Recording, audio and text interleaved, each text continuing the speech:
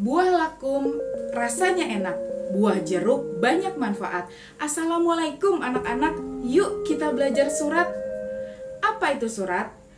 Surat adalah sarana komunikasi untuk menyampaikan informasi atau pernyataan tertulis dari satu pihak ke pihak yang lain. Apa sih fungsi utama surat? Fungsi utama surat adalah sebagai alat komunikasi tertulis. Fungsi yang lain yaitu sebagai dokumentasi tertulis jika terjadi sengketa atau perselisihan di kemudian hari. Ini adalah fungsi dari surat perjanjian. Fungsi yang ketiga adalah sebagai alat pengingat untuk mengetahui hal-hal yang sudah disetujui bersama. Contohnya adalah pada surat undangan. Fungsi keempat adalah sebagai bukti historis untuk mengetahui aktivitas sebuah instansi atau organisasi yang sudah berlaku. Misalnya, surat keputusan. Fungsi selanjutnya adalah sebagai wakil atau duta yang bertujuan untuk menyampaikan pesan atas nama pribadi atau instansi tersebut. Misalnya, surat permohonan maaf.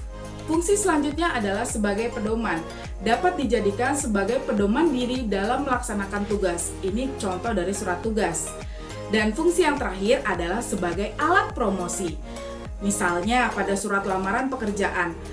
Di situ kita dapat mempromosikan potensi atau pengalaman kerja di tempat kita bekerja sebelumnya. Jenis surat berdasarkan bentuk, isi, dan bahasanya terbagi menjadi 3. Yang pertama ada surat pribadi, yang kedua surat dinas, dan yang ketiga adalah surat niaga. Pada kesempatan ini, kita akan membahas surat pribadi dan surat dinas. Apa itu surat pribadi? Surat pribadi adalah bentuk komunikasi tertulis yang dilakukan oleh seseorang kepada pihak lain yang membahas keperluan pribadi atau hal-hal yang terkait dengan kepentingan pribadi. Ciri-ciri surat pribadi, yang pertama, tidak menggunakan kop surat atau kepala surat. Yang kedua, tidak menggunakan nomor surat. Yang ketiga, salam pembuka atau penutupnya lebih bervariasi. Isi suratnya berkaitan dengan masalah pribadi seperti menanyakan kabar, memberikan kabar, dan lain sebagainya. Ragam bahasa disesuaikan pada penerima surat. Biasanya, bahasa yang digunakan tidak formal atau menggunakan ragam bahasa santai, tetapi tetap sopan ya. Perhatikan contoh surat pribadi berikut ini. Jakarta, 20 Mei 2021. Untuk Mas Fadli di Yogyakarta. Salam rindu. Gimana kabarmu di Jogja, Mas? Semoga dalam keadaan sehat dan selalu dalam lindungan Allah Subhanahu wa Ta'ala. Setahun belakangan ini terasa ada yang kurang tanpa kehadiran Mas Fadli di rumah. Oh iya, Mas, bagaimana kabar pendidikanmu di sana? Mama bertanya-tanya tuh, pingin tahu gimana perkembangannya. Maaf Mas, aku kirim surat ini sebenarnya juga untuk memberikan kabar sama Mas. Mama sudah 3 hari kondisinya kurang sehat. Batuk-batuk dan sedikit demam. Sudah dibawa ke rumah sakit sih untuk diswab. Alhamdulillah hasilnya negatif. Mungkin Mama hanya terkena flu biasa. Butuh istirahat yang cukup. Jaga kondisi selama di sana ya Mas. Karena saat ini kasus COVID-19 terus meningkat. Dan Jakarta sudah termasuk ke dalam zona merah.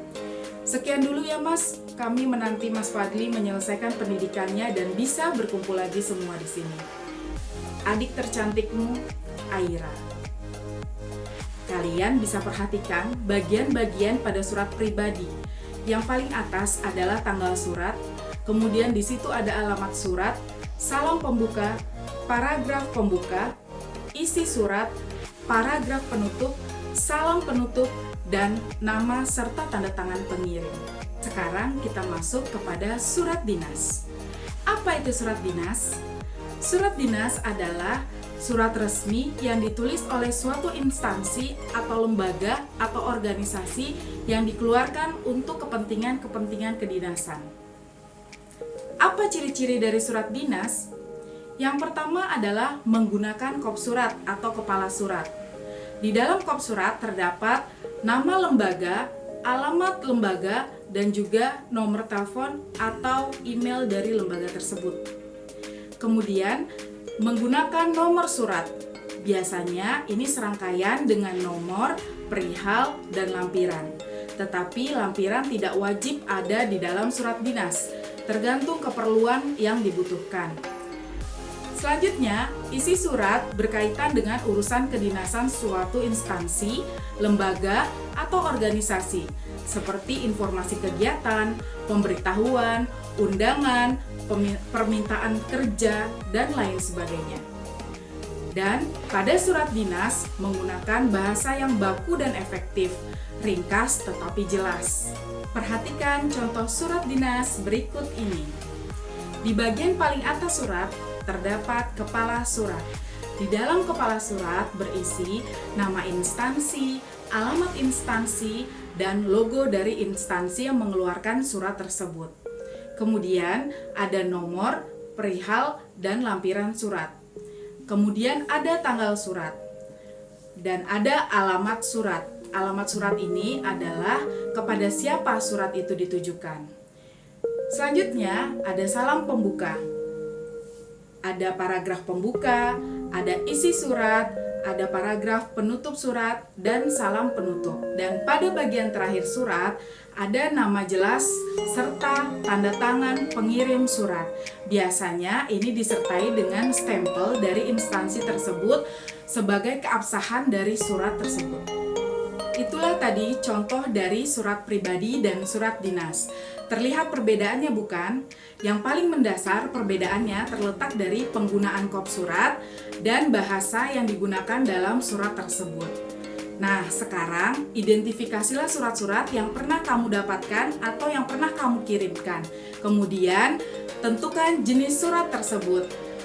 Terima kasih. Sampai bertemu di video selanjutnya. Assalamualaikum warahmatullahi wabarakatuh.